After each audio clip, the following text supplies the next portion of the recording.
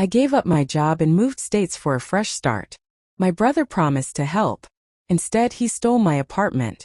Then told me, "You'll find another. You always do." This time, I let him figure it out. My name's Jessica, and for as long as I can remember, I've been the one people could count on. Problem is, I've also been the one people think they can walk all over. Especially my brother. When I decided to move back to Seattle after 5 long years away, it felt like the right time. I was burned out at my job in Sacramento, my lease was ending, and I missed the city. I missed the coffee shops, the rain, the old neighborhoods that still felt like home. So I gave notice at work, packed up my things, and started looking for a place to land. That's when Dylan, my older brother of all people, offered to help. "Finally," he said when I told him, "Seattle's calling you back. You need help with anything?" Apartment hunting. Caught me off guard. Dylan isn't the helpful type. He's the guy who forgets birthdays, shows up late to everything, and always has some kind of emergency when it's time to help someone else. But this time he actually seemed supportive, interested even. He offered to go check out listings for me. Said he'd talk to landlords, take videos, text updates. Since I couldn't fly in for tours without missing work, I accepted. He even found a place. It was perfect. A 1-bedroom apartment near Green Lake, close to parks and good coffee. Hardwood floors, big windows, a little balcony where I pictured myself drinking tea in the mornings. He sent me pictures, videos, everything. "You're gonna love this place," he said. "Totally your vibe." I trusted him. Like an idiot. He even picked up the lease paperwork for me, said he'd take care of it until I got to town. I wired the deposit, confirmed my move-in date, and handed in my work badge on my last day with a little skip in my step. The morning I arrived in Seattle, it was raining, of course, but I didn't care. I was buzzing. I parked my car outside the building, grabbed my rolling suitcase from the back seat, and just stood there for a second, staring up at the place that was supposed to be my new home. Finally, I took the stairs up to the 3rd floor, my heart pounding, suitcase thumping behind me. Dylan had the keys, so he said he'd be there already, ready to help me get settled. I knocked on the door of apartment 3B. No answer. I knocked again. "Dylan." I heard footsteps and then the door opened. And there he was, my brother. Standing in the doorway barefoot, hair messy like he just rolled out of bed, wearing sweatpants and a stretched-out hoodie. He looked comfortable. Too comfortable. Something immediately felt off. I blinked. Hey, what's going on?" He scratched his head, avoiding eye contact. "Hey, Jess." I looked past him. The apartment was lived in. Boxes. A laptop open on the counter. His jacket slung over the arm of the couch. Half a pizza on the coffee table. My stuff wasn't there. His was. My stomach dropped. "Where's my stuff?" He hesitated. That one tiny pause told me everything. "Dylan," I said slowly. "What's going on?" He let out an awkward laugh, the kind he always does when he knows he screwed up. "So, about that." I felt my body go cold. No way. You didn't." He gave me a weak little shrug. "I kinda took the apartment." I stared at him. "You what?" "I mean, technically I signed the lease. You told me you were dropping it off for me. I was gonna. But then I thought you were still figuring stuff out, and I really needed a place, and the landlord said it was still up in the air, so you stole my apartment?" He flinched. "Whoa, okay. Let's not make this dramatic." I stepped back, heart racing. I quit my job. Packed up my life. I drove here. You knew this was my place. He raised his hands like I was the one being unreasonable. "I thought maybe you'd change your mind. You always second-guess big stuff like this." I almost lost it. "Are you kidding me right now? You watched me plan this move for months. You said you were helping."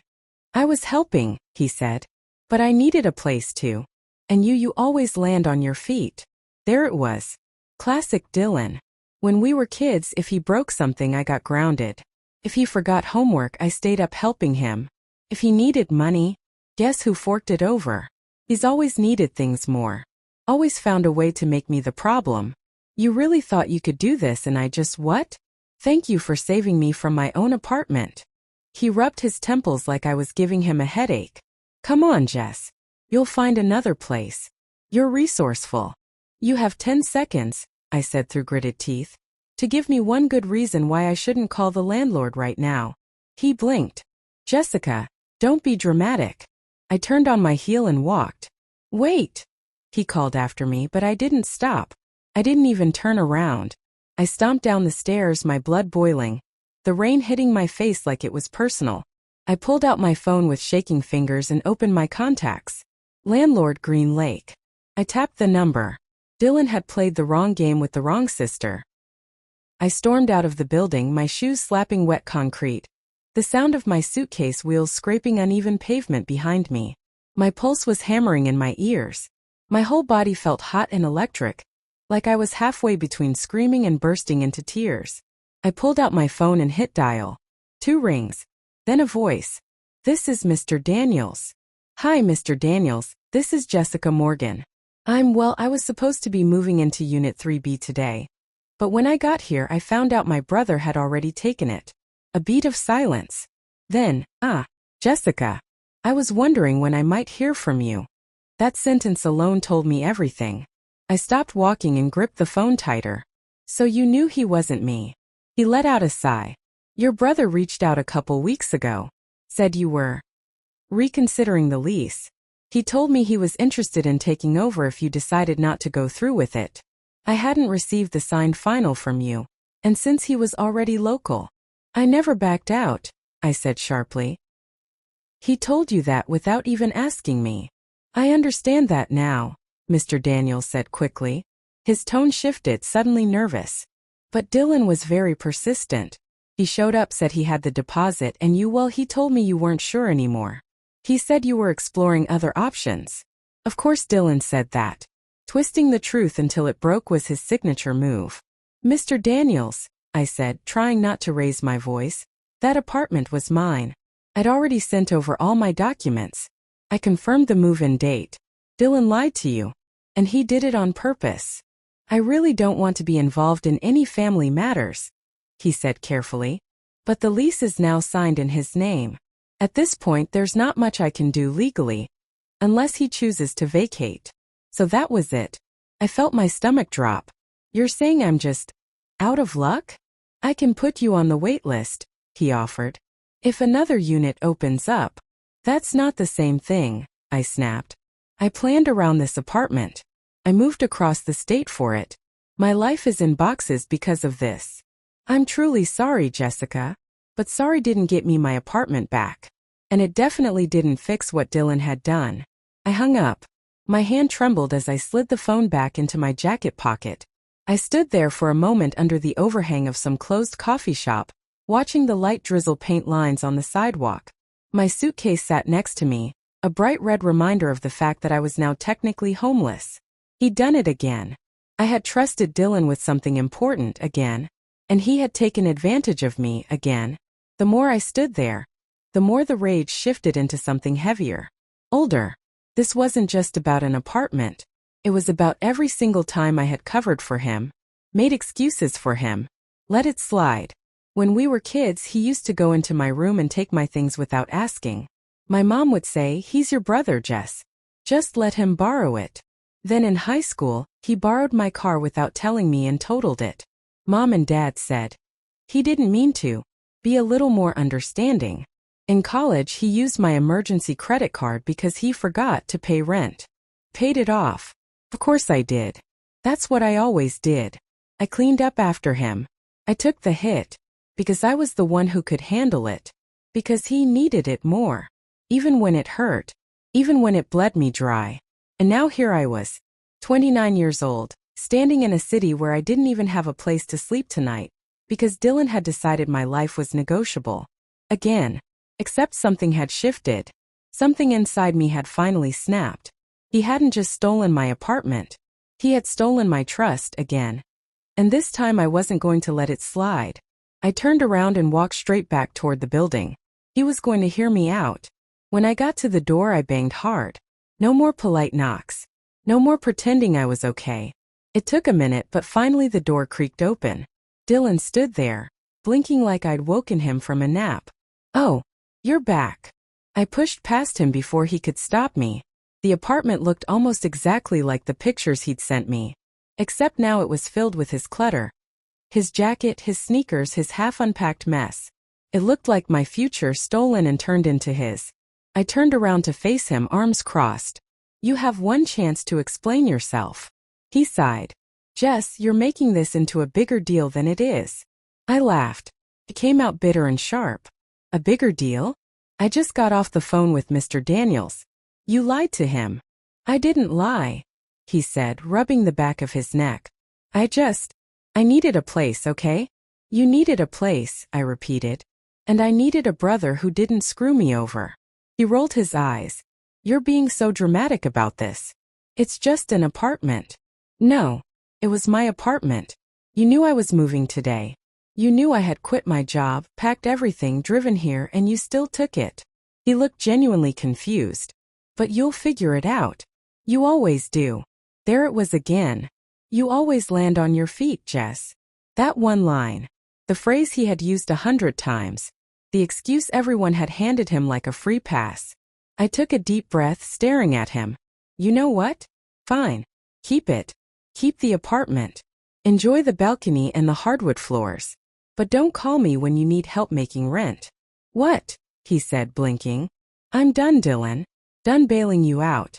Done pretending like you're not the problem. You think just because I'm the stable one, you can treat me like a safety net? Not anymore. Something shifted in his face, just for a second. Not guilt exactly, but maybe realization. Jess, come on, he said. But I was already walking to the door. I didn't know him another minute. For the first time in my life, I was walking away and I wasn't looking back. I didn't look back as I walked out of the apartment building. For the first time in my life, I wasn't going to be Dylan's backup plan. Not his crutch. Not the safety net he always assumed would be there to catch him. I had spent years being the responsible sibling, the one who forgave, who cleaned up, who quietly fixed things when Dylan set fire to another piece of his life. But this time, I was done, and I could already tell he didn't know what to do with that. By the time I turned the corner at the end of the block, my phone buzzed. Dylan, come on, Jess. Don't be like this. I didn't respond. 2 minutes later, another ping. Dylan. Look, I get why you're mad, okay? But it's not like you don't have other options. It's just an apartment. Just an apartment. I let out a bitter little laugh, drawing a few stares from a couple walking past me with umbrellas. No, Dylan, it wasn't just an apartment. It was a fresh start. It was something I'd worked for. Something I had planned, dreamed about, counted on. And he had taken it because, like always, he thought his needs came first. Well, this time he was going to learn what it felt like when actions had consequences.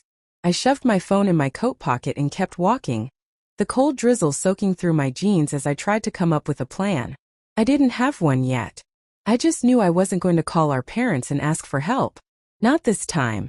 I dialed Megan instead. She picked up on the second ring. Hey, how's the big move? Megan, I said tightly, I need a favor. She must have heard something in my voice, because her tone changed instantly. What happened? I took a breath. Dylan stole my apartment. Silence. Then, he what? I told her everything. How he lied to the landlord, how he took the lease, how I showed up with my suitcase and found him living there like it was no big deal. Come stay with me, she said, not missing a beat. Seriously. However long you need. Relief flooded me. Thank you. You okay? She asked more softly. I wasn't. But I would be. I will be, I said. The next few days were strange. I stayed in Megan's guest room with my suitcase half unpacked at the foot of the bed. Every morning I opened my laptop, applied to new listings, made calls, and toured apartments that somehow all felt wrong. Too small, too dark, too far, too soon. I didn't respond to Dylan's texts. At first they were light, trying to brush things off. Dylan, you still mad? Dylan. Jess, I feel like you're blowing this out of proportion. By day 2 they started shifting. Dylan. It's not like I ruined your life. Dylan. You always land on your feet. You'll find something better. That last one made my jaw tighten so hard I thought I might crack a tooth. That was the whole problem, wasn't it? Dylan knew I'd land on my feet. Because I always had. Because I never let myself fall. Because I had spent a lifetime cushioning his landings, and nobody ever thought to ask if I needed a parachute. But this time, He was on his own. On the third day of total silence, he called. I stared at the screen as his name lit up. For a second, I almost ignored it. Then I tapped accept. I didn't say anything. Neither did he, not at first. I could hear him breathing on the other end. Then finally, Jess. I messed up. I blinked. I hadn't expected that. Dylan never apologized. Not really. Not without a joke attached. Not without some excuse. But his voice didn't sound smug or defensive. It sounded tired. I didn't think it through, he continued. I really needed a place, and I convinced myself it was fine because I figured you'd be okay. There it was again. I let out a short, humorless laugh. Because I always am, right? He didn't answer. You didn't just screw up a plan, Dylan. You stole my apartment. You took something I had worked for. You made me start over from zero. I know. His voice was quieter now, almost a whisper. And now I feel like an idiot. Good, I said sharply. Because you should. Silence. Then after a moment, I talked to Mom and Dad. I rolled my eyes instinctively. Since when do you listen to them? A short laugh. No real humor in it. Since you stopped talking to me. I sucked in a breath, caught off guard by that. He sounded different. Like maybe, for the first time in his life, he understood that he had pushed too far. What do you want from me? I asked. He hesitated. Then, I want to fix it. I closed my eyes, a wave of exhaustion washing over me. You can't, Dylan. Not completely. I know, he said quietly. But maybe I can try. We met for coffee the next morning. I almost didn't go. A big part of me wanted to stay angry, wanted to stay above it. But another part, the part that had always wanted to believe he could be better, won out. So I went. He was already there when I arrived. No smug grin, no sarcasm. Just Dylan, sitting with a coffee cup in both hands like he didn't know what to do with them. He stood when I walked in, then sat back down as I joined him. For a few seconds, neither of us said anything. I don't expect you to forgive me right away, he said finally. But I don't want to be this person anymore. I looked at him hard, waiting for the lie. But for once, I didn't see one. You have to prove it, I said. He nodded. I know. And maybe, just maybe, he meant it. I stared into my untouched coffee as he sat across from me. This was what I had wanted for years. For Dylan to acknowledge the damage he caused. To own it. To stop acting like his life was everyone else's responsibility. And now that he was finally saying the words, I didn't know what to do with them. I don't want to be that person anymore, Jess, he repeated. And for the first time there were no excuses in his voice. No jokes. Just a grown man finally realizing that he had burned bridges he couldn't keep expecting others to rebuild. I wasn't sure if I believed him. Not yet. But I wanted to. I need you to really understand something, I said, keeping my voice steady. Dylan nodded. I know. But did he? Because the truth was, this wasn't just about the apartment. This wasn't even just about this lie. It was about years. Years of him taking advantage of me. Years of assuming I'd clean up after him. Years of me making excuses because I wanted to believe he'd eventually grow up. But now? Now I wasn't letting him back into my life just because he finally felt bad. Dylan, I said, looking him directly in the eye. This wasn't a mistake. He blinked. A mistake is locking your keys in the car. A mistake is forgetting to call someone back. You didn't accidentally steal my apartment. You made a decision. You knew exactly what you were doing. He flinched a little but didn't argue. You thought you'd get away with it. Just like you always have. He swallowed hard. I know. I don't even know why I do this. I mess everything up. I stared at him unflinching. Because you've never had to deal with the consequences. His jaw tightened, but again no protest. Because he knew I was right. Our parents had always covered for him. Always brushed things off. And I was the one expected to be mature. To understand. To forgive. To absorb the damage. But I was done carrying him. I'm not going to be your cushion anymore, I said. He was quiet for a moment. Then cautiously. So, what now? I let out a breath. That's up to you. He frowned. What do you mean? I mean, I'm not fixing this. I'm not smoothing it over. I'm not making it easier. You got yourself here, you figure it out. Dylan looked down at his coffee, nodding slightly. Yeah, okay. I get that. I don't think you do, I said, my voice firmer now. Because I'm not saying this to punish you. I'm saying it because I literally can't do this anymore. You've taken, and I've let you because you're my brother. But I'm done playing that role. I have to take care of myself now. He rubbed his temples. I don't know how to be different, Jess. For a moment my voice softened. Not out of pity, just exhaustion. Then figure it out. Because it's not my job to teach you. Not anymore. He looked up at me again. And something shifted. Maybe for the first time he realized I meant it. I didn't hear from Dylan for a couple of weeks after that. I figured that was it. He tried to say sorry, realized I wasn't going to hand him an easy way out, and gave up. And honestly, I had already decided that was fine. I found a new apartment. It wasn't as charming or well lit as the one I lost. No big windows, no hardwood floors, but it was mine. The lease had my name on it. The keys were in my hands. I was rebuilding piece by piece without Dylan in the picture.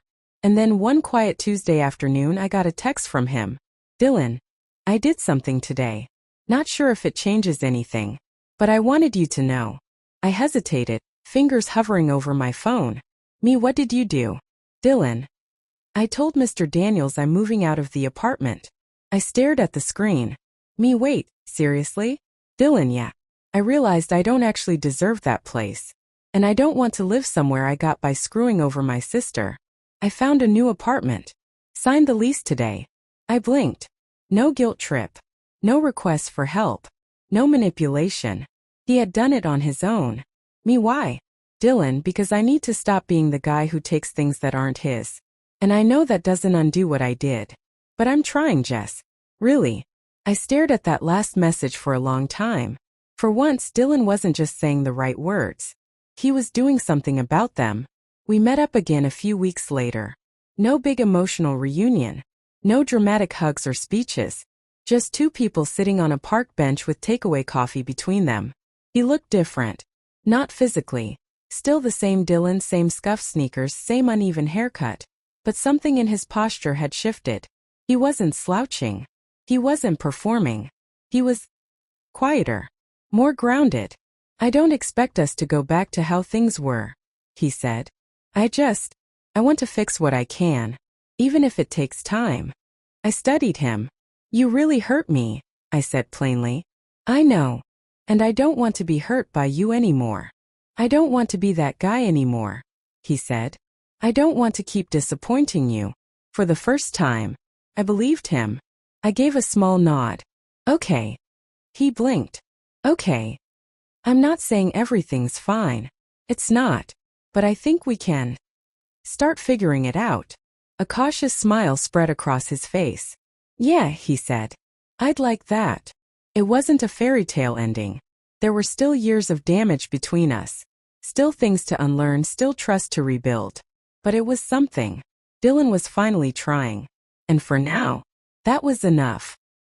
Looking back, I think that was the first time I really stood up for myself with Dylan and maybe in general. I stopped cleaning up his messes. I let him feel the consequences. And somehow that's when he finally started to change. We're not back to where we were. We might never be. But now things are honest. And that's enough for me. Would you give someone like Dylan another chance? Let me know in the comments. And if this story hit home, don't forget to subscribe. There's more to come.